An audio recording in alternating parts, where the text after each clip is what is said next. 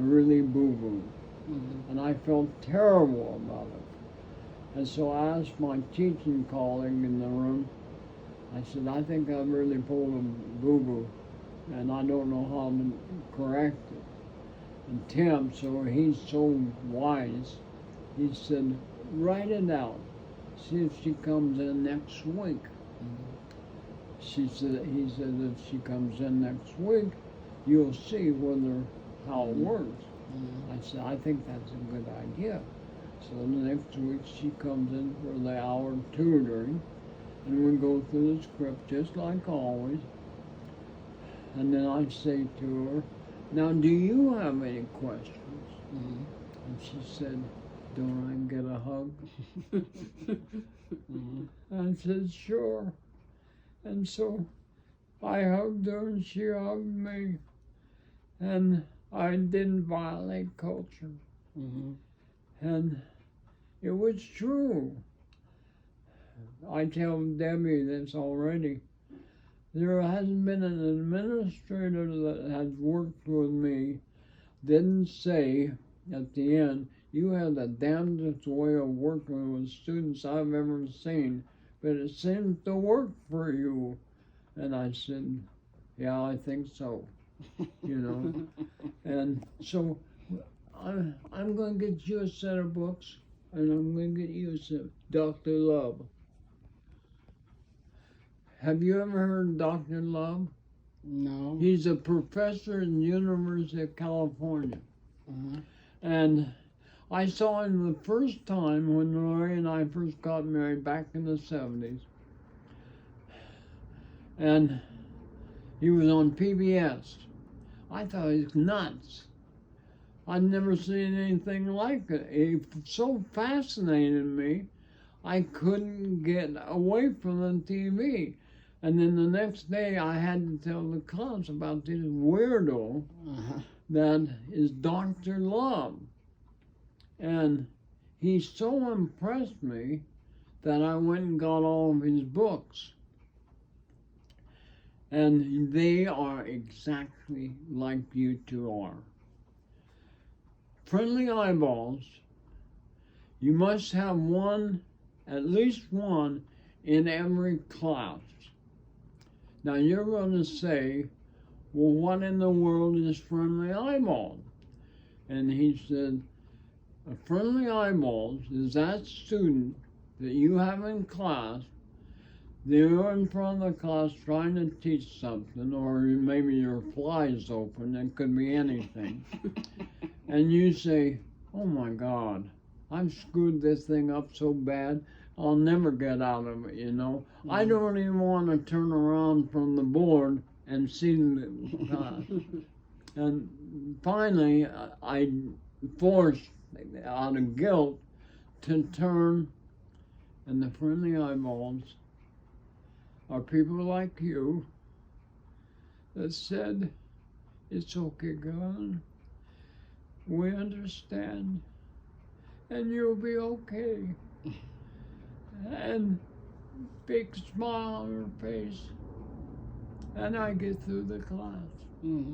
How many teachers never have friendly eyeballs? And they are the key to success, because every teacher, every person is going to get screwed up some way and, you know, do something they wish they hadn't done. And that friendly eyeballs is Farmer Brown and Graham, that was always my friendly eyeballs. She wore bib overalls to class, little short girl. And she would always be there, and you would be there with Roger. Oh, that was a good one. Simulation. Spies. She won though, because of Roger I lost. And she figured out a way to beat me on the spy game, union organization. And so we came into class, and Debbie sat in the last seat on the second row in the back. And Roger Campbell sat by the curtain of the divider of the room. And what she had figured out would have beaten me. I'll admit that. It was perfect. Except my spy was Roger, her best friend. And so 20 minutes left in the class. And I stop and I say, Debbie, that was really an ingenious idea that you had. That was, it would have worked on me. You would have beaten me. And Debbie's kind of like this. Well, how in the world did you know that? And she looks. Well, because Mrs. Mosier, the deal was Mrs. Mosier was in on it. She was calling you out of class because you had an emergency to attend to in the front office, because without the boss, the spy's no good. So we were going to have, I had the paper ready to pass all the way around the class before you got back from the office. And it would have worked. And she turned, and Roger is sitting at that curtain, and I'm telling you, he was beat red. He was, and then she said, "You said you weren't a spy," and Roger was just going out of his mind. And oh man, would I have liked to have a videotape of that, because Roger just cracked up something terrible, but it was so funny. When I said, that's a good idea. And you went to the superintendent. I did. I'm trying to make sure I'm right on this. I thought it was you. I've got the paper in the bedroom on my museum on organizing spies. With whoever it is I'm thinking of sitting in the second row in the middle class. You did, didn't you go to say that he couldn't tell you not to form a union or something? What was your... Well, they couldn't beat me on the spies because they didn't know who the spies were, and I did. Right. I knew who it was.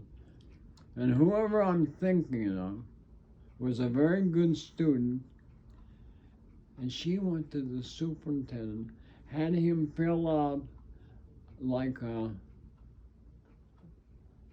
form letter from the superintendent saying, my name is so-and-so, superintendent of Highline School District, and I forbid you to interrupt their plans on this. Wow. And it was signed by him. The form letter sounds like me. And oh man. You were bred to be a state worker. Totally. From the get-go. Yeah, those are what I'm taking with me to the grave. I'll tell you that right now. Because that's what made it so fun for me, is because I was pitting my mind against all of you. And no, it wasn't you. Just meant I'm starting to come into focus. It's a very good student, very quiet student. And I said something in class at the end when class was over.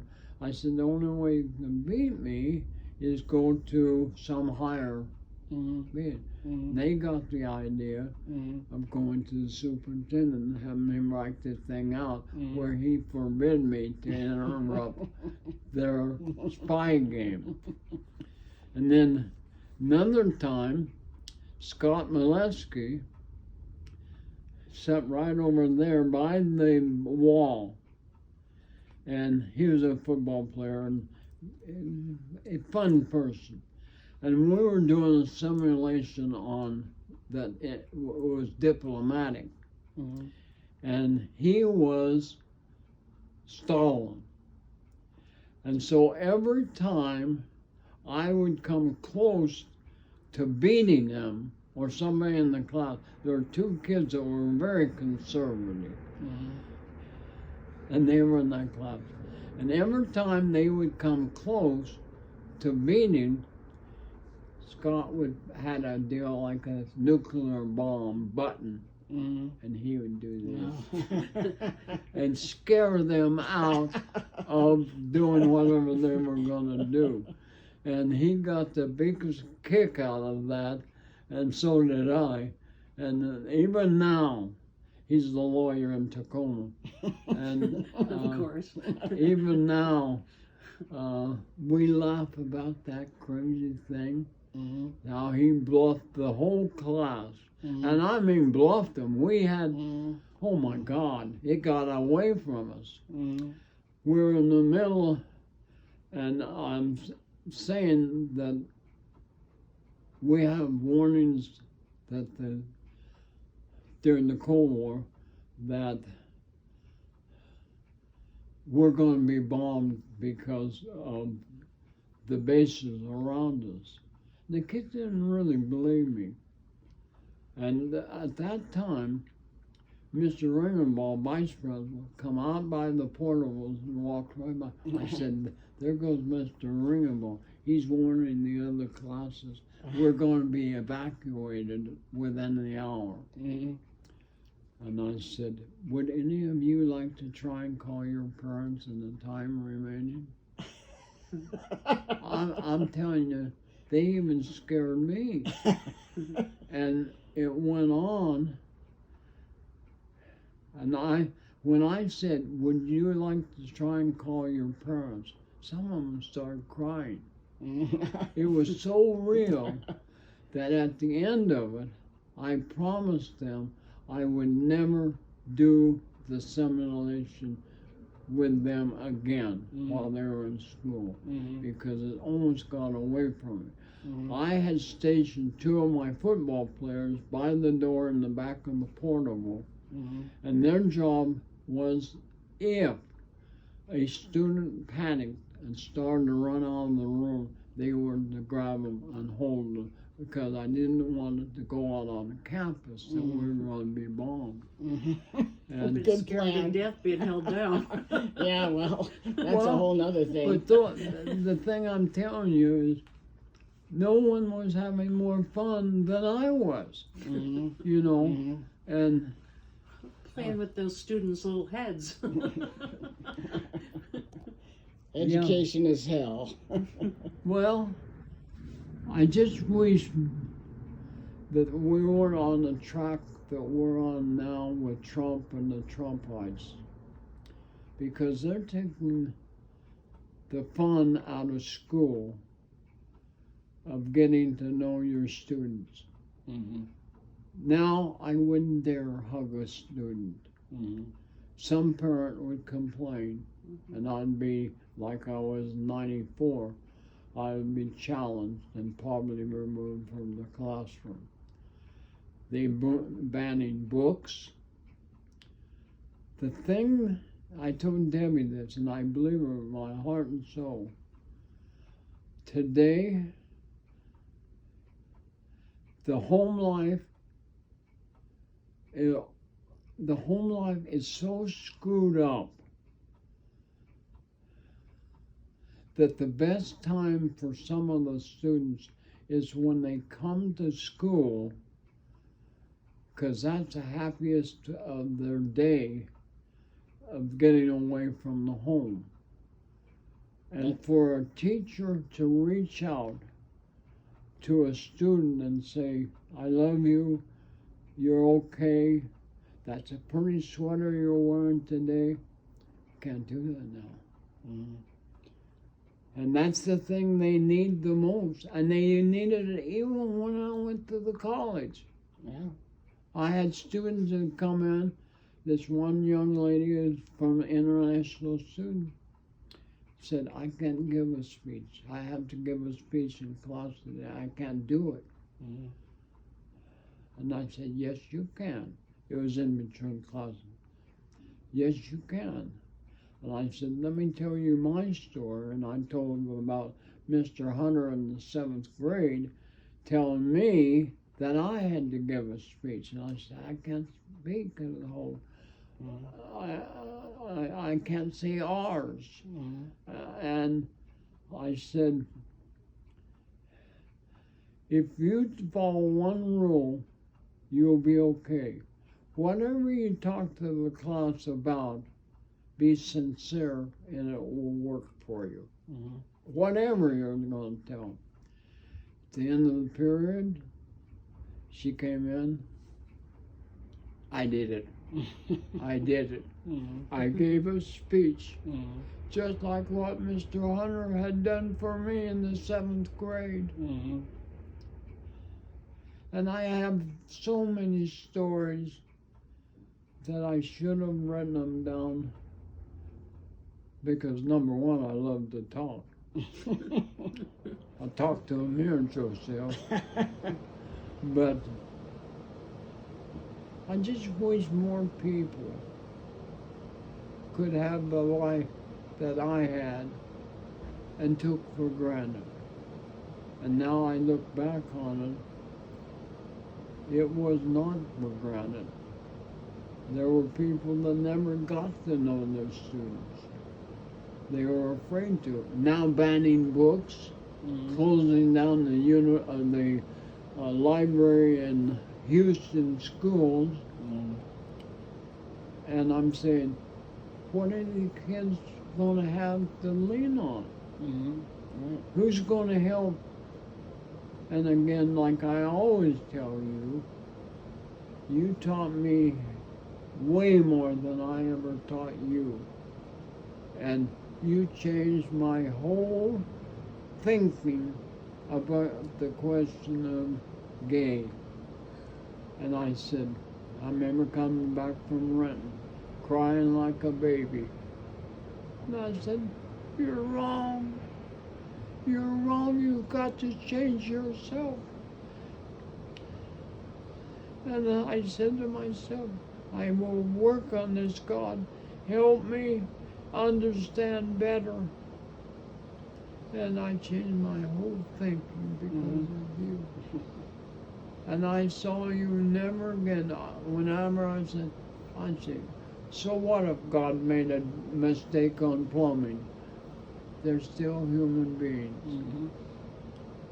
And now today what's going on, I don't understand.